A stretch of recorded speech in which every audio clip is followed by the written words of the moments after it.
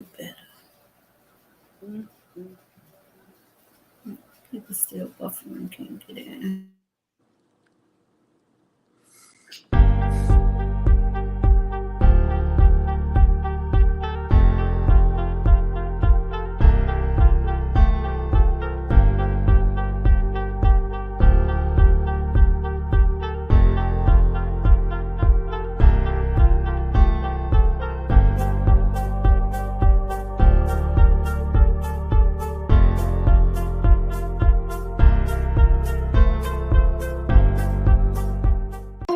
I ran up a check, I might do it again. Enemies close, have me thinking they're friends. 10 toes down, I'll be free until the end. Crib outside the city, I don't feel safe in my hands. Took so many years, I'm just waiting for the wins. I'm in debt to no one but the one who took my sins. I do it for real, there's no reason to pretend. If I do it once, I do it again. Add it up, bankroll, euro, peso, add it up, I'm just doing me, everything is on me, oh you matter what. Add it up, bankroll, euro, peso, add it up, I'm just doing me, everything is on me, oh you matter what. Add it up, told her if it's all me, everything is on me, gon' back it up. Matter what, told you I'ma do me, why you hating on me, it's not adding up. I do roll like a Mack truck, country heart, I might cop a farm and go act up. Lot of scars, I was cold-hearted, now I'm back up. Keep it real, I do this once a month, I don't rap much. I just take the money and go stack up. Good evening, good evening, good evening. What up, Savannah? This is Marie and Julius. We're here on Ain't the Ain't. I want to make sure we're in this thing and on point. Let's see. Why are we here, Marie? We're here talking about conviction to conversion today. I just want to thank the gentlemen, the men who are on today. We got Minister Charles, we have Ronnie, we have Mr. Oscar on, and my co-host, Julius Campbell. For sure. Why do we do what we do? Well, first of all, if you look behind us, you will see that we are, who are we? We are Ain't to Ain't, and we are also OAA. We are here to encourage, empower, and educate. Listen, I like to catch her off the cuff because she got to be ready every time we out there in them streets. Yes. But what do? We are specifically doing three things. And what are those three things? We empower, encourage, and we educate. Empower, encourage, and educate. Why? Well, first of all, our stories matter. What do we mean when we say that our stories matter? Your story may be the impetus to help me to be able to be encouraged to get to that next level where I'm trying to be. You like the word impetus? Yeah. Thank you.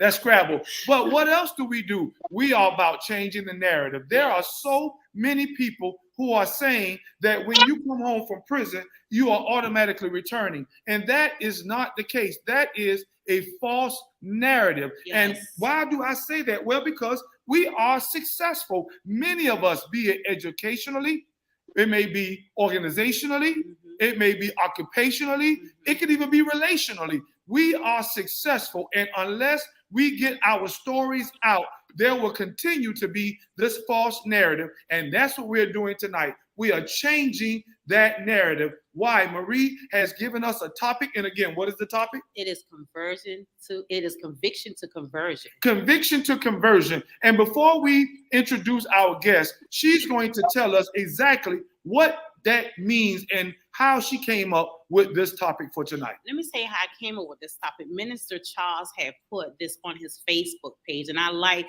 that he put this on his Facebook page. He was talking about his past and how God has helped him along the way to conversion. But I looked up the word today, and I like that word. It said conversion takes places on three levels. It's intellectual, it's moral, and spiritual. And all three types of conversion, it complements each other, which still means change. Intellectual, spiritual, and moral. Now, our guests are going to tell us their story from conviction to conversion. And I don't know, they may have all three of those areas, or they may just simply pick one of those areas. But as we get ready to let them share, we want you, our guests, to be confident and encourage others. Tell them your story, because again, your story matters. Yes, it does. It does matter. And I want to first I want to start off by thanking Mr. Julius Hall for giving us this safe platform to come on and tell our stories. And thank Mr. AB for coming up. He's the brainchild with Ain't to Ain't. Thank you, AB. So right now, and I love this guy right here, Mr. Campbell. Such a brilliant mind. But anyway, I just want to come on and I want to ask one question first, if that's all right, Julie. It's your show. Tell us who you're talking to. I want to talk to Minister Charles first. Okay, Minister Charles, I want to know, can you give me your name for the people to know? Because it's also, thank you for the men who are listening just up to our podcast. So I want to ask this question of you. Can you tell us your name and your affiliation with Incarceration? My name is Minister Charles Stamper. Back in 1999, I had got incarcerated for selling drugs. I used to sell drugs. Yes. And back then, you know, being young, trying to live, and that's my affiliation with Incarceration. Okay. Okay, Mr. Ronnie, can you tell me your name and your affiliation to Incarceration, sir? Yes, my name is Ronnie DeVore, and my affiliation with Incarceration was I've never been to prison, but I've been incarcerated for domestic violence and cruelty to children. Okay. Let me tell you something, you guys. You all don't. I mean, thank you for telling me your charges, but you all do not have to do that.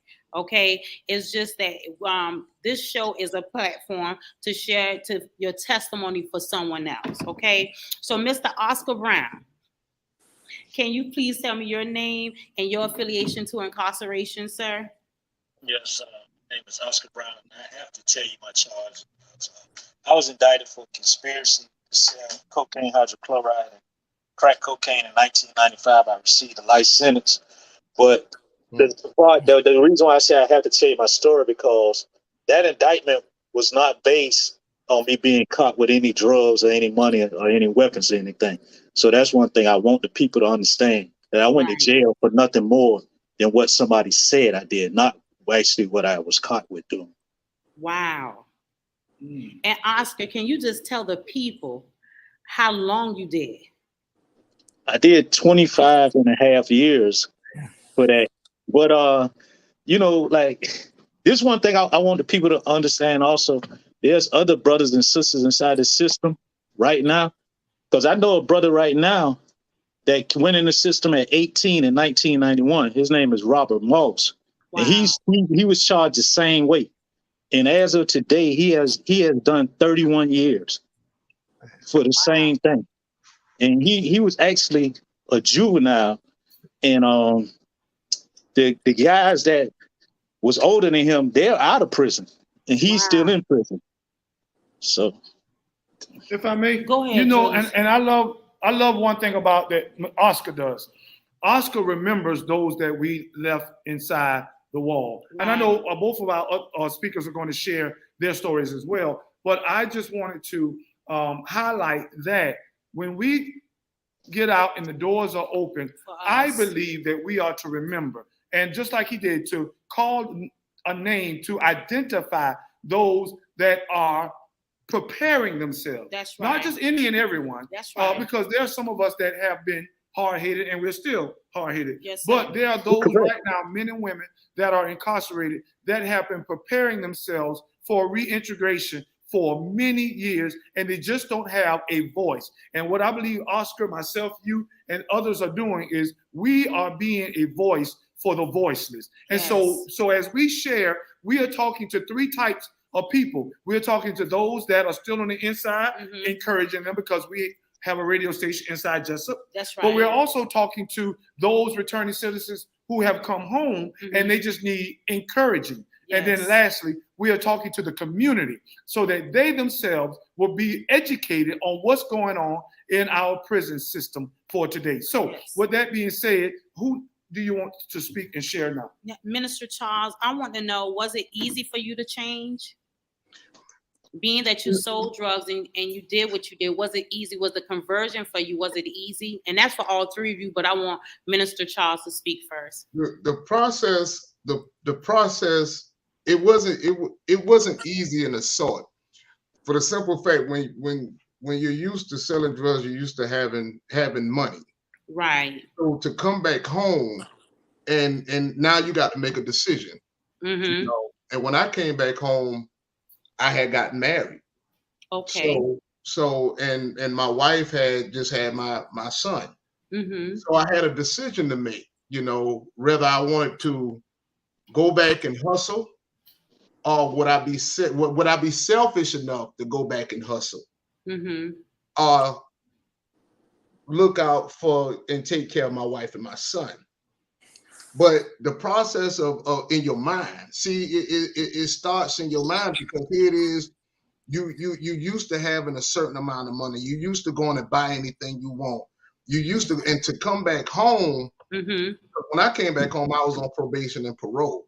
Right. So to come back home, and now I have to work. And I always had work, even when I was selling drugs, but now I have to strictly work. So that means the finances, you know, is limited.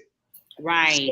So that process in my mind, I had to process that, because I wanted the money that I used to have, but I know if I would have went back, you know, and went back to selling drugs, what it would have cost you. It would have cost me, you know, my wife. That's why I say it would have been selfish. Right. You know, because here it is, I have a wife and a son, but then I want to go do my own thing, you know, because of the money.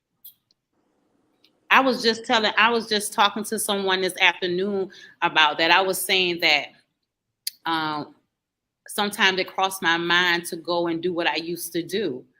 And then he was telling me, he said, but is it worth it? You know, is it really worth you going to do? Because my charge was forgery and credit card fraud. And I'm like, I'm so used to, like you saying, used to having money selling drugs. You have money and doing credit card fraud. It brings me to things that I would want. But he was telling me, he said, those things are just temporal. So you go take and you do that and risk going to jail. It's not worth leaving my children. So I like what you said, Minister Charles, when you said selfish, at least you thought of her, you know. And then it's like I said, it's the process of the mind, because it is when you used to having that money, it ain't just an automatic thing when you come home and you say, I'm gonna give it all up. Because when I came home, I still had drugs, you know. Okay. And it was the thought of saying, if something was to happen now, these two people they're dependent on me. And then it comes into what type of man am I?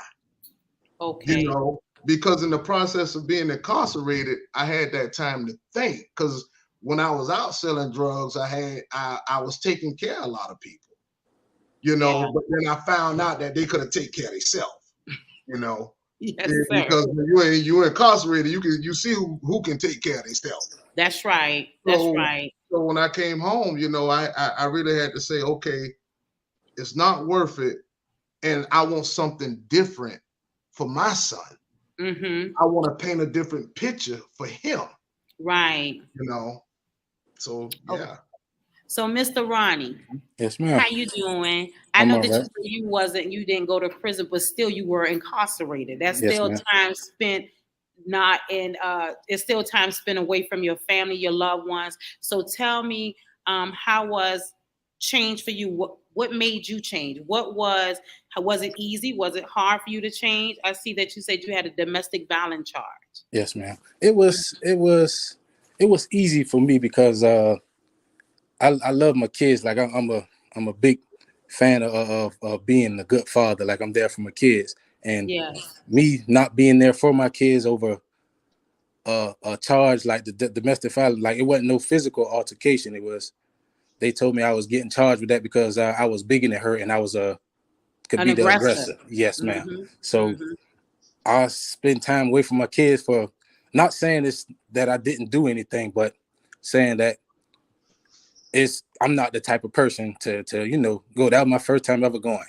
Right. And just the time away from my kids, it was crazy. So once I got out, I was like, okay, I gotta think things. I went through a family violence program, and yes, sir. It helped me a lot because it helped me with thinking before you go to arguing, or thinking before, okay, is this even, like you say, even if it's even worth it? Right. Going away from your kids for this certain amount of time. Like I got 5 boys. It's it's if anything, these boys need their daddies in their life. They need to, and guess what? Not just that, you are their first role model. Yes, ma'am. Yes, ma'am. You And they look up to me. Model. Yes. Mm-hmm. So how long did you do, Ronnie? I did.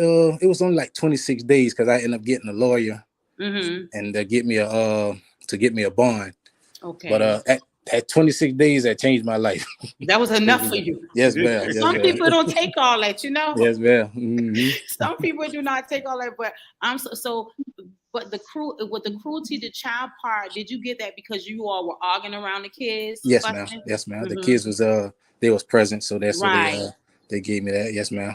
Okay, so go ahead if you have something else to say. If not, I'm gonna go to Mr. Oscar. Oh no, that's it.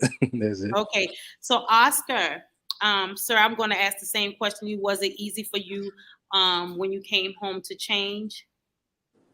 Well, yes, it was easy coming home to change. Like I say, because of the amount of time I spent in prison and the way that I got the time, I was like, if you're going to take the rest of my life because of what somebody say, I know I can't win. I have to change.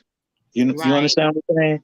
Right. And like I said, just to know the guy, Robert Malls, he came in prison at 18 years old. He's 49 now, and he's still in prison, and all the older guys are out of prison. That makes it easy for you to change, and knowing like we talked about at the event on Saturday with Kimber Smith, I was able to follow her story, and know that there are women that go to prison for 20, 24 plus years, even life sentences. She even told you she has the young lady, Michelle West, that has been in prison 30 years. You know what I'm saying?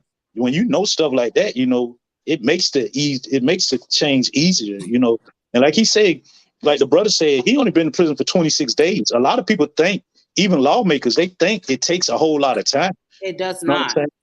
Nah, people, they're going to make their choice. Right. Either they're going to, get this stuff together, or they're going to stay stuck, and I have had setbacks out here.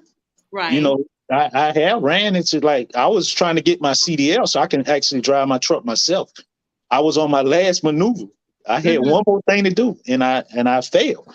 And it was one of those situations where I like, oh man, you know what I'm saying? But then I talked to someone and they told me, hey man, don't worry about that. You can be an owner operator and just find you a driver and pay your driver to drive your truck. So you're still making money.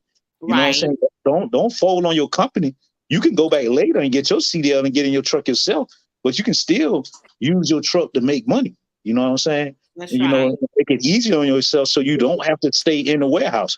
Because, I say it's a lot of obstacles for us with these felons on our back. We're limited to these warehouses, or we're limited to doing construction and stuff like that. And a lot of us don't spend a lot of time in prison. So, we're not physically able to come out here and do this kind of labor for the next 10, 15, 20 years. True that.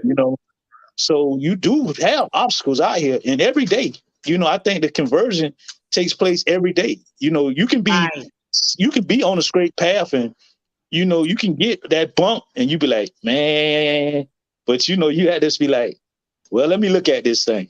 You know what I'm saying? Nah, it ain't worth it. I got to figure out how to get around this obstacle and tough it out.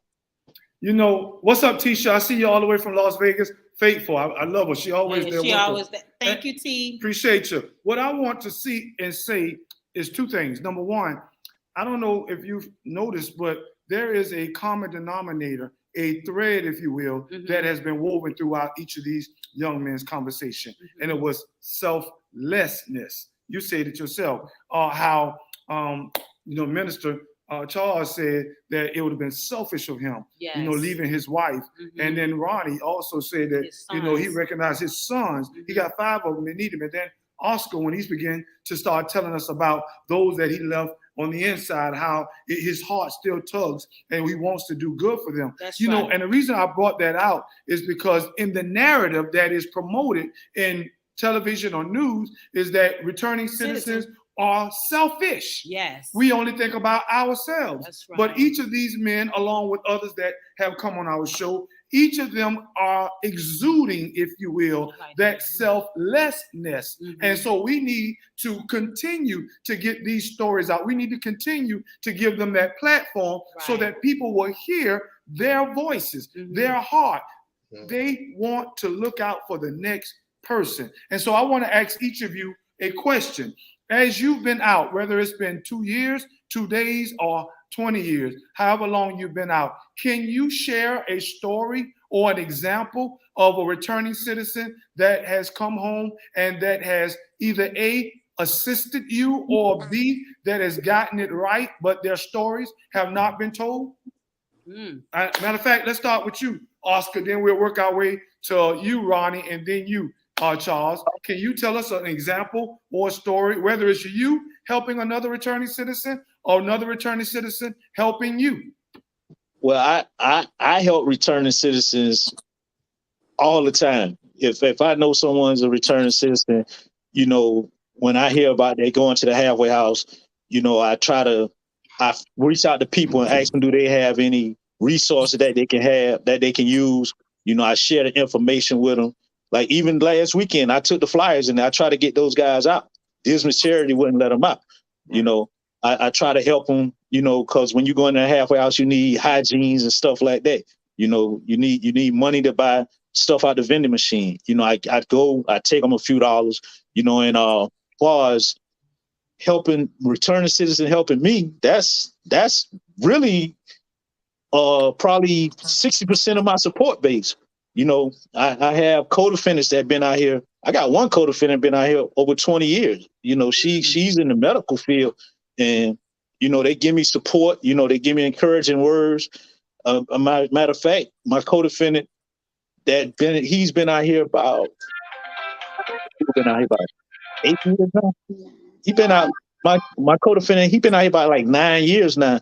He's on the port now, but when he first came out here, he started driving trucks. So he's one of the guys that gave me the information on how to do the trucking thing, you know, and that's all I've been getting. You know, I've been getting so much support from other returning citizens, you know, even Mr. Fred Green, you know, he supported me even inside my journey, inside the prison system. And since I've been out, you know, every day I get support from him. Right. Ronnie, what about you? Okay, I got a couple of friends that been incarcerated like 10 years. One of them did 8. And one thing like I dislike what a lot of people say is once they get out of jail, it's hard for them to get a job. Well, I know these 2 particular guys, they both of them have good jobs. Like they shows me like, okay, you go to jail, that don't mean once you get out, that's the end of the road. Right. You can still, you know. And even one work at Gulfstream, got a top job at Gulfstream, one to work at International Papers. It's those 2 good career jobs. And one did 10 years and one did 8 years. It's the fact of once you get out, you got to get on your grind to get where to make yourself better. Nobody can make you better unless you want to make yourself better. Right. Yeah. Mr. Charles? Yeah, I is for me, like when I was working to the job that I was to that I had recently left, I was in position to be able to hire people. So a lot of guys that I know that used to come home or was convicted felons and they had driver license or whatever, I would hire them. And even now, by me being an entrepreneur and everything and building 2 companies, I just had a guy came home Saturday, and he came home and he didn't have anything. So I took him to go get his ID and everything because now it's we pouring into other people, right, to help structure them. So I try to go out my way because I've been there to come home and to be at rock bottom, you know, and by us being either felons or anything is a lot of people don't know how the stress, you know, that's on a man or a woman that's coming home and they don't have anything. So yeah, I try to either help find a job or if I can help get their ID and just give them some spiritual support. Right. Because the mind frame and coming back into society, and if you're going for a while, society not change. Yes. You know, every from if you've gone 7 years, I'm telling you, things totally change. The whole Right. system not change. You know, and to help guide them through the changes. See, we want to tell people that, all right, you come home and we throw you this big party. You know, everybody want to throw a party when guys or women come home, but don't throw them a party. Help them see if they situated. That's right. Because the process that they about to go through that can be so stressful and can send them back. So Right. yeah, I try to do everything I can, from either hiring them on a job or helping them find a job, and so they can keep their head up. And that's what Kimber said when we saw her on Saturday. She was saying entrepreneurship, you know, to have, and a lot of people want to, when these guys and women, we come home from prison, then, you know, I'm not saying that McDonald's is a bad job. I'm not saying that. But Kimber was saying like getting a career job, you know, setting us up for a career. I agree. And you know what? I want you to tell our audience, you know, I want you to start first, Ronnie. So many of us lose sight of what our goal is. I don't know how long, you know, each of you men have been out, but there is so much that's going on in our life that can cause us to lose sight. I know one thing that tethers Oscar to his goal is remembering our brothers and sisters. So what are you doing, Ronnie, that will help you to stay focused on that goal from conviction to conversion? Also you, Minister Charles, and then Oscar, you know, again, you share. But tell us, because somebody may have lost sight of that goal because they've been struggling trying to get a job, struggling trying to get a house. So what are you holding on to that helps you, Ronnie, to remain focused so you don't forget where you came from? One of my main focuses is my wife. Like she was my backbone through the whole situation. Like she was there the whole time, and she was telling me like, okay, you gonna, cause before I went, I was like going through a program called the Harambe House. I know that. To get different certificates. And when I got out, she like, okay, you're gonna continue to finish this. We gonna get back to where we started at. And it was just like a motivation, like of her. Okay, the fact of I could go somewhere to take care of my family and know that I don't have to go back to jail to do this or do anything else to go back to jail. I could be going down the right path to take care of my family. So basically, my motivation was above my family, my wife and kids, to stay out of there. That's good. Mr. Charles? I would say, like Brother Ronnie, you know, my family, my wife and my 2 children, because I truly think any man that has a family, their main goal is for their family to be better, you know, to be stronger. And if you if you're a true man, your drive is to do the best for your family. You know, so my focus is because I know they depend on me, you know, and that's our role as men. We know our family depend on us, you know, and that keeps you focused. That keeps you driving and pushing harder, you know, because like Marie said, we are the first examples that your son see. I'm the first man my daughter comes in contact with. That's right. You know, so for me, it's my family to push harder, not just my family in my household, but my nephews, my cousins, because is a role that each of us play. you know, and because I think sometimes when I was out there and you know, we said, well, ain't nobody never showed me no example, but we had examples, we just didn't pay attention to them. Right. You know, so it's for me to keep the ones in my family focused and the ones that's out there that when I used to be in the street and I see them and they see the things that I'm doing and to show them that I call it upgrading your hustle. You can upgrade yourself. You know, you where you've been at was just the base. Mm-hmm. You take that and you upgrade that, and it makes you focus a little more. Okay. What about you, Oscar? Well, for me, first and foremost, it's the Most High. You know, because when I was going through that struggle, I knew that's who kept me, and I knew that's who brought me out that struggle. Right. And then, you know, I lost my grandmother in there. My grandmother was like my mother. So my mother is still alive. And I said, once I get out here, I want to spend every day I possibly can with her. You know what I'm saying? And, you know, obviously, you know, I got love for my brothers and sisters that's left behind in the system. Right. But another thing that's real important to me is my people. I love my people. And I know that when we get incarcerated, it doesn't just tear up our family. It tears up our people. It tears up our communities. You know, and when I was growing up in the 70s, the whole neighborhood was your family. That's right. You know, and that's what's in me. You know what I'm saying? I don't have to be kin to you or know you or whatever. You know what I'm saying? Once I see you, you're a brother, you're a sister.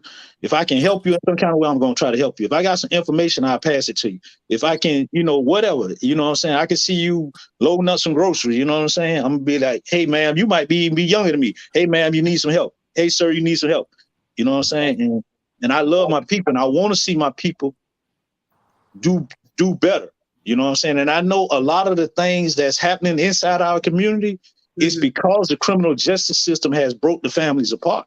That's right. You know, the women have been taken, the men have been taken. I was in a prison in Florida, Coleman, Florida, where you had the great granddaddy, the grandson, the uncle, the brother, the nephew, all of them. They out of St. Pete, Florida, the Lees. If anybody ever been in federal prison, I know some of the guys in Jessup may know them. Wonder Man, Pete, and all of them. You had all of those generation of men. Wow. So you know what our community gonna do? You know what I'm saying? That's why we have a lot of things going on in our community. We got kids out here trying to raise kids. You know, it's so that's one of the things that keep me, the love for my people, and you know, like I say, before anything else, the Most High, you know. So let's turn the corner as we get ready to wind down. And Marie, I know she has another question or so. I want to ask you, there is a platform for you right now.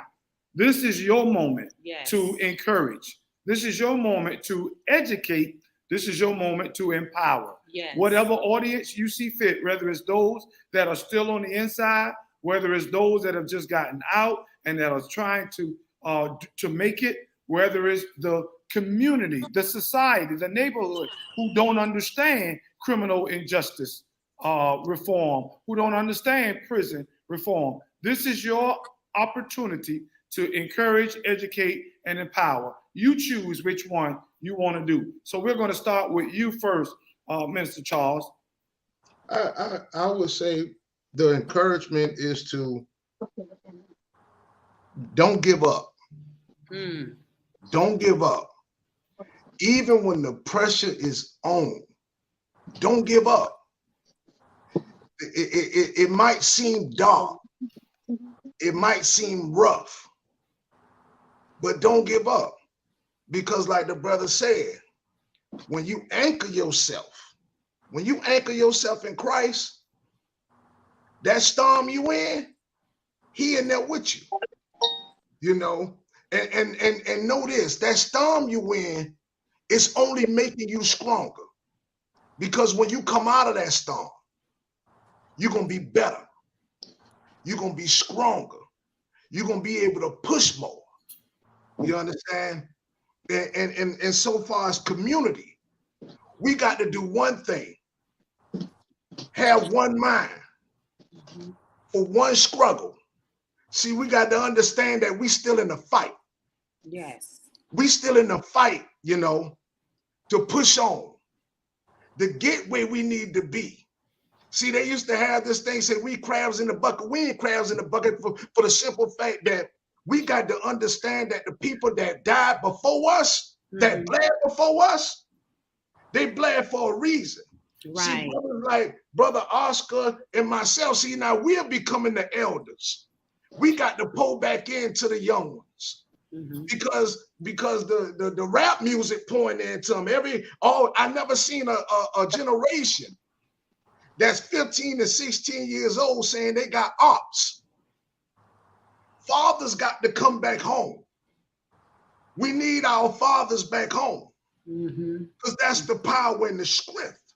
So I would say to fight this fight, we got to have that one mind of unity. And don't listen to the outside noise, you know, for our own community. And then so far as business-wise, if you got a dream, turn your dream into a vision. And when you turn it into a vision, make it your reality. Right. Sounds like a winner. Mr. Rodney. Only thing like encouraging wise is just want to say like we gotta get God in our life. There's a lot of people that just walk around freely like they don't don't care, you know. But you gotta have Christ in your life. You gotta walk right in God's eyesight, you know. And when you do that, everything will fall in place. You know, God ain't gonna let you down. God ain't gonna let you down. You gotta encourage. You gotta want to do better for yourself too. Oscar? Yeah, I agree with the brothers, you know, but I like to say the Most High because even though I practice Christianity, I respect all religions. And I feel like, you know, whoever you call the Most High, just respect the teachings. If you respect any of those teachings, you would do better. You know what I'm saying? All those teachings have things that we shouldn't do and that we should do. And I feel like we have to take and we got to pass on the positive. Like we would get on Facebook, Instagram, or whatever, and we'll share all these crazy videos of things to laugh about. But like educational stuff like that or business stuff, we hold it in or we won't share it. You know, or we won't click on. It's a lot of information out here. And we're not sharing it. We're not taking advantage of it. Just like last week at the program, we didn't have the turnout that we should have had.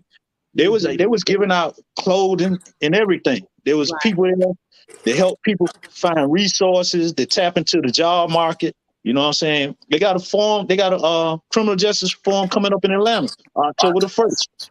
You know what I'm saying? If anybody got any people in the area, you formerly incarcerated, go up there. You know what I'm saying? It's a lot of organizations right here in Savannah that's helping, that will help.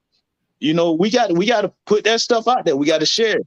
We can't be selfish. You know, we think that I see this a lot. One of us will have an idea. When I say us, I'm talking about people of color. We have an idea and we say, oh man, I ain't gonna say nothing about it because somebody else gonna try to do it. Come on, man. Hey man, I want to drive a truck. I can tell all of y'all the things what it take to drive a truck. Do you know how many containers come inside that port? My one truck cannot move them. I need y'all to go in there and get some of that money too.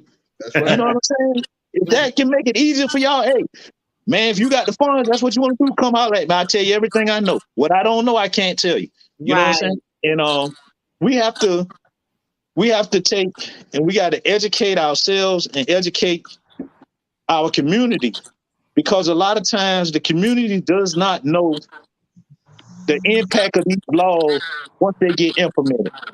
We have an incident that happened and the media will play on it or the politician will play on it and pass a law that now it blankets. It just covers everybody. But that law was really passed because of one incident. Yeah. So now you get a person that's totally different. He's serving or she's serving a sentence that really wasn't meant for them, or they shouldn't get. You know, like I say, like even when we was at the event with Kimber Smith, you know, a lot of people didn't know, like, she was the face of criminal justice reform by the push with the crack law. A lot of people out here in society think that Obama changed the crack law and made it equal. Huh. That's not true. He changed it to 18-1. So a black person would get 18 times more time than a white person getting caught with powder cocaine if you get caught with crack cocaine, because most of the people that get caught are black. You know what I'm saying? But people think that is equal. They're like, oh, the crack law change is equal. It's not equal. It's 18-1. You know what I'm saying? You know, like a lot of people, like I said, a lot of people do not know that they come in our neighborhoods and pick us up 20, 25 at a time. It was 25 people on my case. We was picked up only on what people were saying. I received a life sentence and did 25 and a half years without ever getting caught with any drugs, any money, any weapons. Like I told you, the young man, Robert Moss, that man has did 31 years. Was never caught with any drugs or anything. In the feds, you had to be 18 or over to even be charged. He was only 18 for 2 months. 2 months. And you know what? You could do in 2 months that you would say, I'm gonna take a child's life for 31 years. His murders don't got out. That's right. You know what I'm saying? I was actually charged as a kingpin. I was charged as a kingpin. I have did less time than him. And you've been charged as a kingpin by hearsay. I was charged as a kingpin. I know. So we have to educate our people, you know, and as far as like the returning citizens, like the brother said, do not give up. It's gonna be rough patches. Do not give up. Reach out to somebody. Reach out, man. Get on the phone. Right. Google it. You know what I'm saying? Put it in. Yeah. Companies that hire convicted felons. It's a lot of companies that hire convicted felons. They're gonna pop up. And you just got to be patient. The same, I tell brothers all the time, if you ever been in the street selling drugs or even robbing, you have to be patient. Because if you're a robber, you have to sit back and you have to watch. To be a good robber, you got to sit back and watch. So you got to be patient. That's right. To sell drugs, you have to be patient. The same thing in the legal world. You just be patient. Sometimes you have to just take what's available until it gets better. You don't have to take it and become complacent with it. Just take it to do what you need to do for now. But look to be doing more, and just use it, and just give yourself a chance, because it's easy to count yourself out, and they will hold you. They will let you die in prison. They don't care, but you have to care. Like the brother say, don't give up on yourself. I don't care how many other people give up on you. Do not give up on yourself. That's right. So Oscar and Minister Charles and Ronnie, this is what I want to say. I thank you all for coming on the show. You were such motivational speakers tonight. And I know that you encourage a lot of men and women. But this is what I want to say. Remember, it still takes a village for our young people. And we just had 10 system impact young men who we had in our visual and verbal. So Minister Charles, I would like, you've been to prison, and Oscar been to prison, and Ronnie, you've been to jail. I still want you all to give back to the young men and women. When you see them, talk to them. Oscar, you said about in your community, talk to them and let them know the road you've been down, to let them know that they don't have to go that way. I like to say, people like to say self-experience is best experience. That's not true, because you can look at my life and learn from it. And so I just want you all, I just really, really appreciate you all for coming on tonight and sharing your stories. Thank you so, so very much. And that's all I have to say. What up, Jerry? What up, Tony Roper? I see you also watching with us. Men, I really appreciate your candid conversation, your transparency, but even the more so, your commitment to encouraging, empowering, and also educating other people. Like Marie said, we at OAA, Offender Alumni Association, Savannah, what we do is provide a safe space for returning citizens. what we're also doing is we want to make sure that we open the doors when we have our organizational setup, and we provide, whether it's resources, we provide opportunities, we give you employment opportunities. So what we want to do is anytime we see a returning citizen, let's let them know that there's a safe space where they can meet. Why? Because you have people like us. We're here. We're here to remind people that we may have started out wrong, but look at us now. We're finishing strong. And so that is our word of encouragement. Thanks, guys. Thanks to the community. Those of you that are watching, we'll see you again next week on Friday on another edition of Ink to Ink. Be blessed and be encouraged. Good night. Good night. Good night. All right.